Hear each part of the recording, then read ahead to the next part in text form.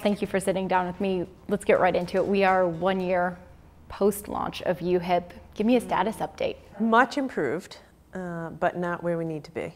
So, for example, a year ago when we launched, it would take us months to do eligibility, and now we're at under a week. We had a backlog of 14,000 or more. Now we have a few thousand. So the system is much improved, but it's not where I need it to be. The state spent a lot of money on this. Federal government spent a lot of money on it. Thousands of Rhode Islanders depend on it to work even better than it is now. So, I have a whole new team in place. I personally spent an awful lot of time on it, and we're going to get it where we need it to be. I'm pleased with the progress, but we still have our head down, and we want to make it even better.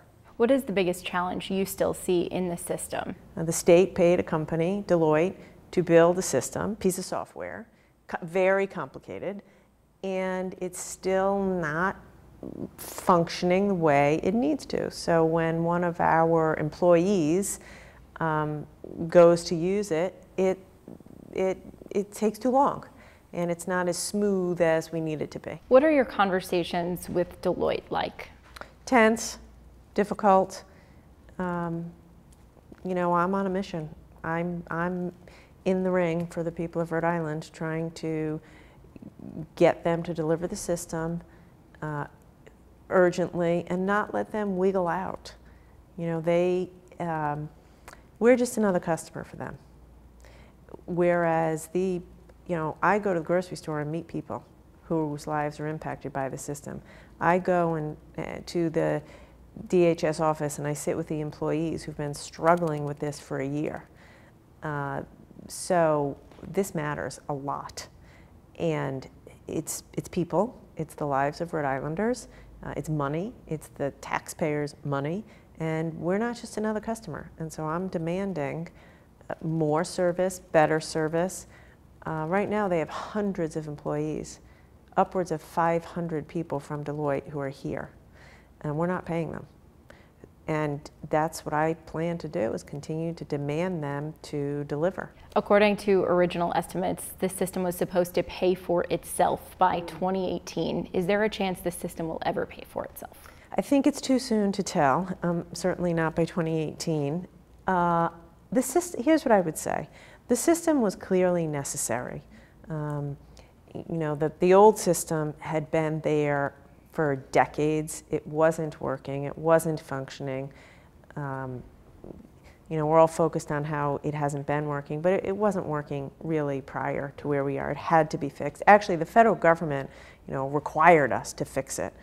So although I wasn't here in signing the contract and would like to think I would have done a better job in signing a contract, it had to be done. It had to be done because the federal government said we weren't going to be in compliance with the law if we had the old system.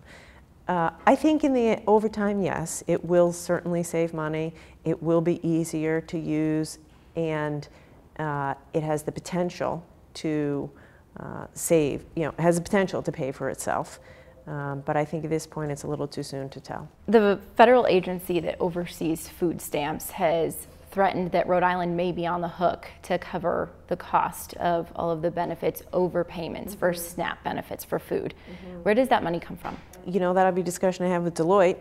I would say if the system had worked the way it was supposed to, we wouldn't be fined by the federal government.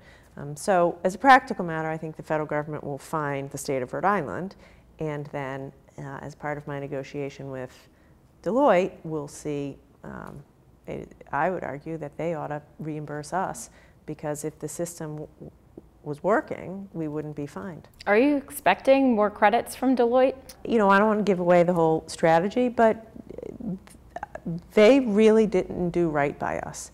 And the state and the federal government have spent an enormous amount of money on this system, and there's a lot more negotiation to be done, either a credit or a lawsuit. But yes, Right now, I need them focused to get the system to work. But they know, and I've told them, we're not happy. We haven't paid them in months. I stopped payment at the beginning of the year. And yeah, there is more money there that I believe that we're owed. Is there still a plan to continue to withhold payment? Yes, I'm still not satisfied. The system's still not, a year later, you say one year later, it is still not working the way it should. So here we are a year into this. A lot of time, a lot of inconvenience, a lot of hardship, and it's still not, it still has bugs. It's still a challenged system. So I'm not a happy customer. And on behalf of the people of Rhode Island, I'm going to try my best to get more money back. What do you just say to the Rhode Islanders who are going to watch this and they're going to say, but Governor, you're talking about holding Deloitte accountable. Should you be held accountable? Absolutely. And that's why I'm working so hard to fix it. We've gotten a credit back for Deloitte. The backlog is in a much better place than it was. We're processing eligibility in 7 days, not several months. Mistakes are going to be made. The question is, do you have a leader who's going to acknowledge the mistakes, take action, hold people accountable, and fix them? And in the past few months, I've replaced my entire team, shown results, and we're on our way to fixing the system. What are some of the lessons that you've learned through this entire process? It's a great question because I have learned so many lessons from the mistakes that we made. And by the way, we've used a lot of those lessons to improve other projects, like we just had a successful DMV software implementation that by and large was very successful. It worked because we learned from our mistakes. So one thing is you need to communicate better. This was a massive, complex, but necessary software change. We didn't communicate that well enough to customers, to say the lines will be longer, just so people have their expectations set. So, for example, with DMV, we did a reservation system. We also only launched it at one office. We did an incremental launch because of the lessons we learned with the Bridges system. The other thing is I have learned so much about holding the vendor accountable. The state, any state, is reliant on a company, in this case Deloitte, to do what they said they were going to do. And they didn't. Truthfully, they didn't. And we let them go too far without holding them accountable at each step. And so again, with HP and the DMV, we kept them on a much shorter leash and required accountability, even took them to court in that case.